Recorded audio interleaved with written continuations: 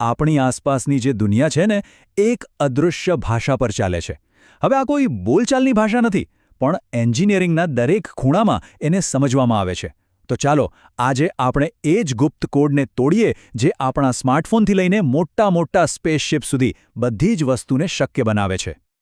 ક્યારેય એવો વિચાર આવ્યો છે કે લાખો ભાગો જે કદાચ દુનિયાના અલગ અલગ ખૂણામાં બન્યા હોય એ બધા એકસાથે મળીને એક પરફેક્ટ કાર કે પછી એક વિમાન કેવી રીતે બનાવી શકે છે? ના, આ કોઈ ચમત્કાર નથી. આની પાછળ એક એવી સિસ્ટમ છે જેણે આખી દુનિયાને બદલી નાખી. સમજો ને કે એક એવી ભાષા જે દરેક મશીનને બોલતા આવડે છે. એ સમયની કલ્પના કરો. ત્યારે તો આ કોઈ જાદુઈ ખેલ જેવું જ લાગ્યું હશે. શું વાત છે! એક બંદૂકનો ટ્રિગર કાઢીને બીજી કોઈ પણ બંદૂકમાં લગાવી દો અને એ બરાબર ફિટ થઈ જાય. આ હતા એલી વિટની, જેમણે ઇન્ટરચેન્જેબલ પાર્ટ્સનો પાયો નાખ્યો. એટલે કે એવા ભાગો જે એકબીજાના બદલે વાપરી શકાય. સાચું કહું તો આ જ ઔદ્યોગિક ક્રાંતિનો સાચો ધબકારો હતો. પણ આ જાદુ પાછળ એક બહુ મોટો પડકાર પણ છુપાયેલો હતો. અને બસ આ જ તો મુખ્ય સવાલ છે. વાસ્તવિક દુનિયામાં કોઈ પણ બે વસ્તુઓ ક્યારેય 100% એક સરખી નથી હોતી. જરા વિચારો, મશીનની ગરમી, ધાતુનો પોતાનો સ્વભાવ, ઓપરેટરની સહેજમથી ભૂલ, આ બધું ભેગું મળીને નાના નાના ફેરફાર તો લાવે જ છે. તો પછી સવાલ એ છે કે એલી વિટનીનો એ જાદુ હકીકતમાં કામ કેવી રીતે કરે છે? તો આનો જવાબ છે ને એ સંપૂર્ણતાનો પીછો કરવામાં નથી, પણ અપૂર્ણતાને બહુ જ સમજદારીપૂર્વક મેનેજ કરવામાં છે. અને આના માટે જ એક નવી ભાષા બનાવવામાં આવી. એક એવી ભાષા જે ભૂલોને સ્વીકારે છે અને પછી તેને નિયમોમાં બાંધે છે. આ ભાષાનો પહેલો અને સૌથી અગત્યનો શબ્દ છે ટોલરન્સ. હવે સાદા શબ્દોમાં કહીએ તો ટોલરન્સ એટલે ચલાવી લેવાની હદ. જાણે કોઈ એન્જિનિયર કહી રહ્યો હોય કે જુઓ ભાઈ, આ ભાગ બરાબર 10 મિલીમીટરનો ન હોય તો વાંધો નહીં, ચાલશે, પણ હા, એ 9.9 અને 10.1 મિલીમીટરની વચ્ચે જ હોવું જોઈએ.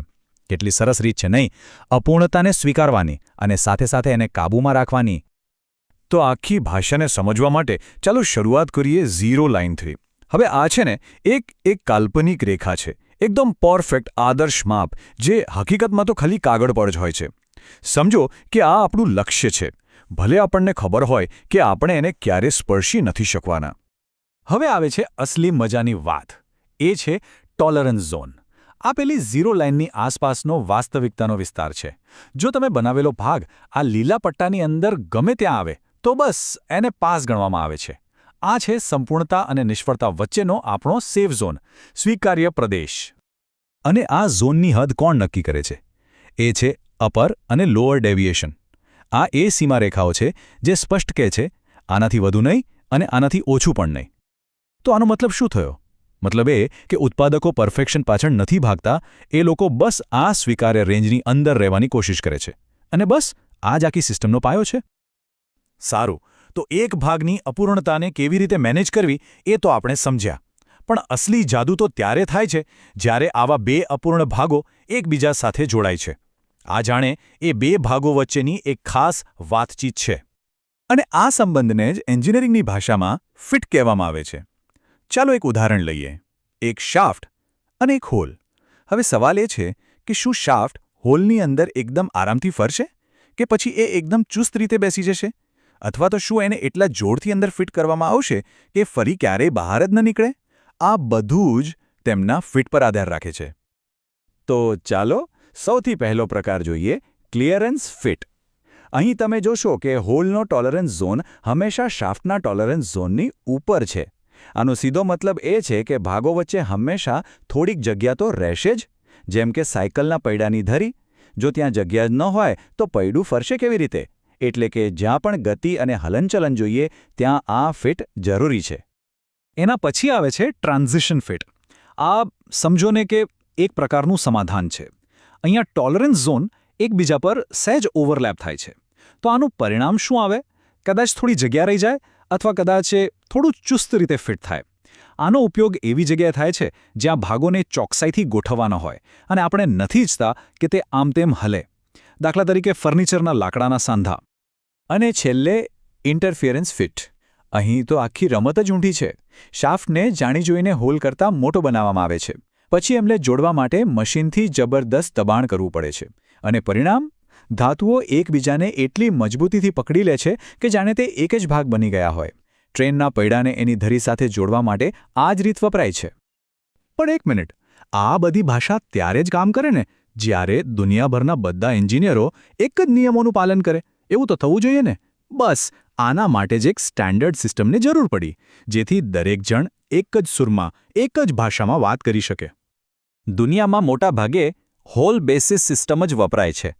હવે આની પાછળનું કારણ બહુ જ સરળ અને પ્રેક્ટિકલ છે. જુઓ, હોલ બનાવવા માટે ડ્રિલ જેવા મોંઘા અને સ્ટેન્ડર્ડ સાધનો જોઈએ.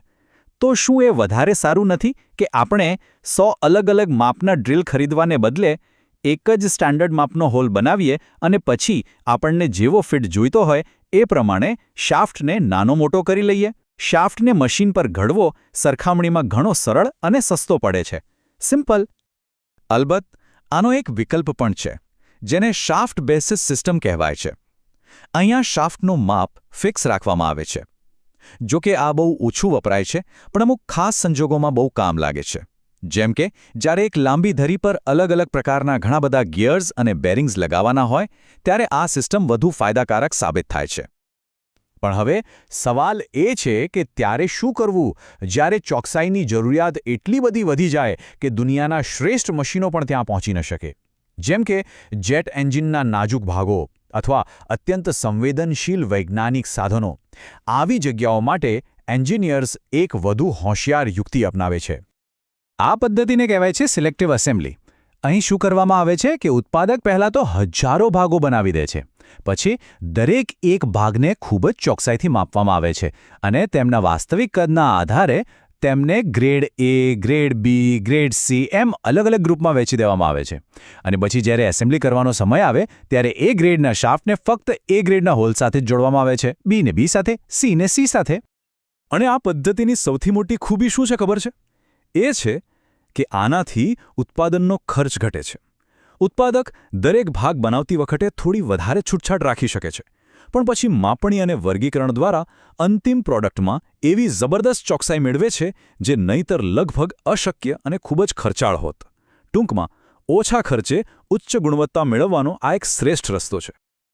તો આમ ટોલરન્સ અને ફિટની આ આખી અદૃશ્ય ભાષા એન્જિનિયરિંગને સંપૂર્ણતાના અશક્ય સપનામાંથી બહાર કાઢીને તેને વાસ્તવિક અને વ્યવહારુ બનાવે છે. આ એક સ્વીકૃતિ છે કે દુનિયા પરફેક્ટ નથી, પણ સ્માર્ટ સિસ્ટમ્સ દ્વારા આપણે એ અપૂર્ણતાની સાથે પણ અદ્ભુત વસ્તુઓનું નિર્માણ કરી શકીએ છીએ. અને આ વાત આપણને વિચારવા પર મજબૂર કરે છે, નહીં? કે શું આપણા સામાજિક નિયમો, આપણા કાયદાઓ કે પછી આપણા સંબંધો એ પણ આવી જ કોઈ અદૃશ્ય સિસ્ટમ્સ નથી જે આપણી સહજ માનવીય અપૂર્ણતાઓને મેનેજ કરીને આખા સમાજ